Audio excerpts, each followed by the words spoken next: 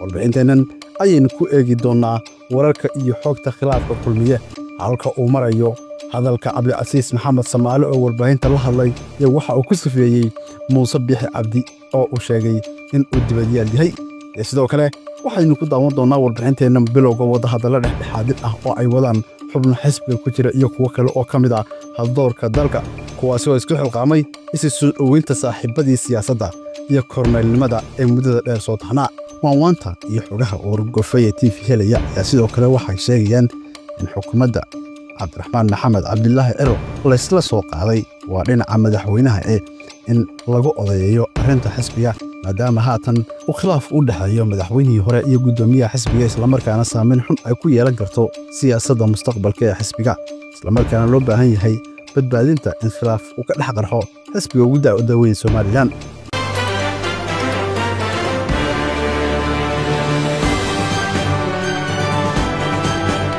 kusoo dhawaada daawadayaal wararka iyo warbixinadii ugu dambeeyay ka soo baxaya khilaafka dibadda u soo baxay maalmihii ugu dambeeyay ee ka dhex taagan xisbiga mucaaridka ah ee kulmiye gaar ahaan saaxiibadii la isku oran jiray waa isku hal qof ee Maxamed Kaahin iyo Muuse Biixi waxaana khilaafka labada mas'uul ee hadda ka jooga ragga mansabka ugu sarreeya ka gaaray xisbigii uu aasaasay Allah u naxariistay ruucada siyaasadeed Axmed Maxamed Maxamuud Sinaayo ayaa haatan iyagu noqday wada iyo xudunta khilaafka siyaasadeed ee ka dhex aloosan xisbigaasi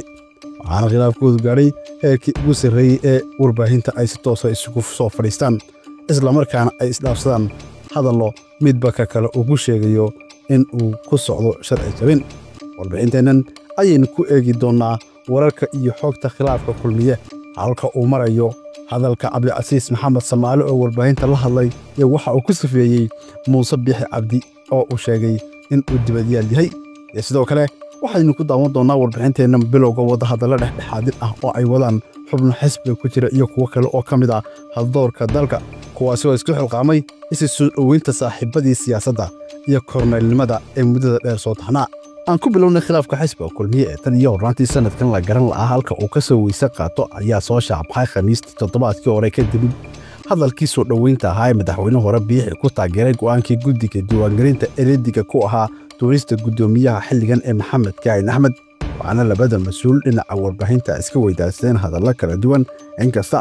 oo luuqadii ugu adkayd uu warbaahinta u mariyay guddoomiye Maxamed Kaahin Axmed saaxiibkiisii muddada dheer gacan yaraha u ahaa ee Muuse Biixi Cabdi kaasi oo ugu baaqay in uu ka baxo arrimaha xisbiga kulmiye islamarkaana uu isagu yahay guddoomiyaha awoodda u leh tallaabo kasta oo xisbigu qaadayo haddaba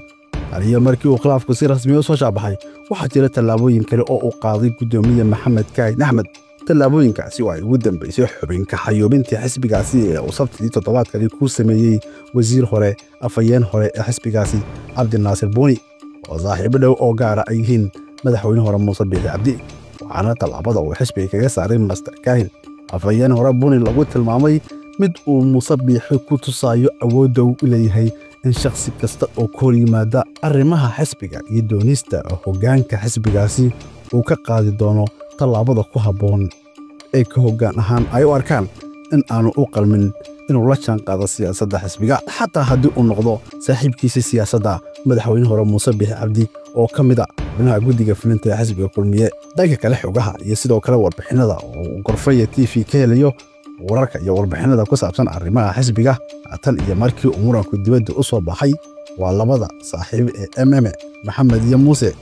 waxa gudaha xisbiga ka bilaabmay dhaqaale siyaasadeed oo ujeedooyinkoodu ay yihiin xal u helidda iyo ka hortagga khilaafka hadda soo shaacbaxay mid ka badan waxaana xubnahaasi xisbiga ka mid ah ay u ordayaan in laga hortago in khilaafka labada kaadari ugu weyn siyaasadda xisbigaasi uu saameyn taban oo dhaxal aan qurux badnayn ku keena xisbiga kulmiye si aanay u iman garabyo u qaybsamo xisbiga kulmiye oo haatan ah kan ugu da'da weyn asxaabta qaranka ee Soomaaliland ee dalka xilligan ka jirta islamarkaana ay ka soo aflixeen siyaasiyiinta ugu badan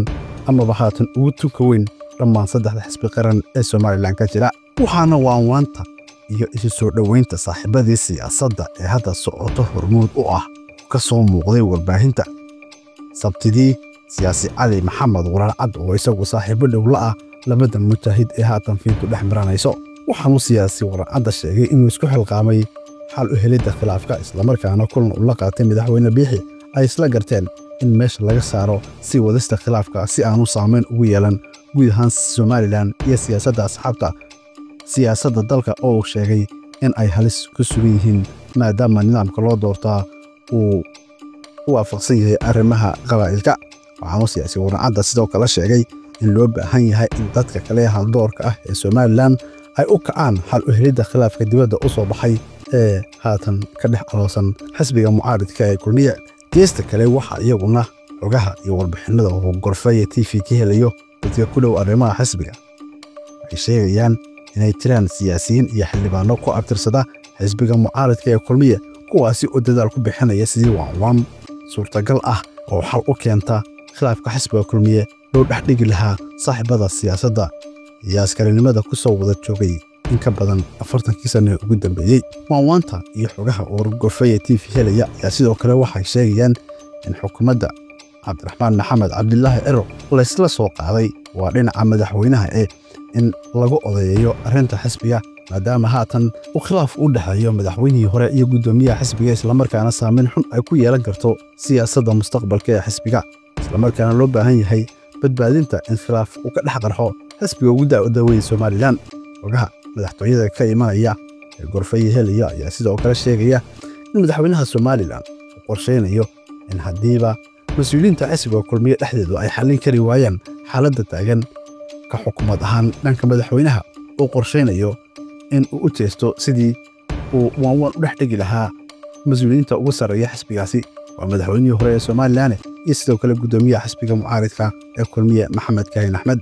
dhinaca kale waxa iyaduna xusid mudan in gudoomiye ku-xigeenka koowaad ee xisbiga mucaaridka ee kulmiye Cabdicasiis Maxamed Samaale oo waraysi siiyay telefishinka MM oo meesha ka saaray in wax khilaaf ah uu ka jiro gudaha xisbiga isla markaana aanu jirin wax dhibaato ah oo jirta balse waxa uu sheegay Cabdicasiis Maxamed Samaale oo ah garabka gudoomiyaha Maxamed Kaahin Axmed inuu jiro khilaaf dibadeed oo u dhaxeeya xisbiga kulmiye oo isku dhan iyo sidoo kale madaxweyne hore Muuse Biixi Cabdi oo dibadda ka abaabulaya khilaaf uu doonayo sida uu sheegay in xisbiga kulmiye dhexdiisa uu u soo raro taasi oo meesha ka saaraysa in gudaha xisbiga kulmiye ay ka jiraan mas'uuliyiin iyo sidoo kale xubno kale oo ka mid ah xisbiga kulmiye ee gudaha ku jira kuwaasi oo taabacsan aragtida madaxweyne Biixi ee ah in wax ka bedel lagu sameeyo hoggaanka xisbiga mucaaridka ee kulmiye ee haatan ay horkacayaan Samaale iyo Kaahin guud ahaanba marka la eego xaaladda labada korneyl ee saaxiibada soo ahaa ayaa dadka falanqeeya arrimaha siyaasadda gudaha Somaliland iyo khilaafka kulmiye soo noqnoqonaya ay tilmaamayaan in murankan hadda jira aanu ahayn mid la mid ah kuwii hore uga soo dhex dhacay gudaha xisbiga isla markaana uu si weyn uga duwan yahay maadaama ay ugu tahay in madaxweyne hore oo xisbiga ka soo dhex baxay uu dib ugu soo laabto shaxda xisbiga isaga oo doonaya inuu saameyn ku yeesho go'aanada masiiriga ah ay qaadanayaan hoggaanka iyagoo xaq u leh tallaabo kasta oo xisbiga uu qaadayo shacabka reer Somaliland taageerayaasha xisbigaasi ayaa si weyn ugu dhig taagaya waxa uu ku dambeyn doona khilaafka siyaasadeed ee ka dhex taagan Biixi iyo Kaahin waasi oo ah labada mas'uul ee haatan ugu tunka weyn siyaasadda dalka iyo xisbiga mucaaridka ee kulmiye guud ahaan daawadeer intaas ayaan ku soo gabagabeynaa warbixinteena ku saabsan falanqaynta iyo sidoo kale xogii ugu dambeeyay khilaafka xisbiga mucaaridka ee kulmiye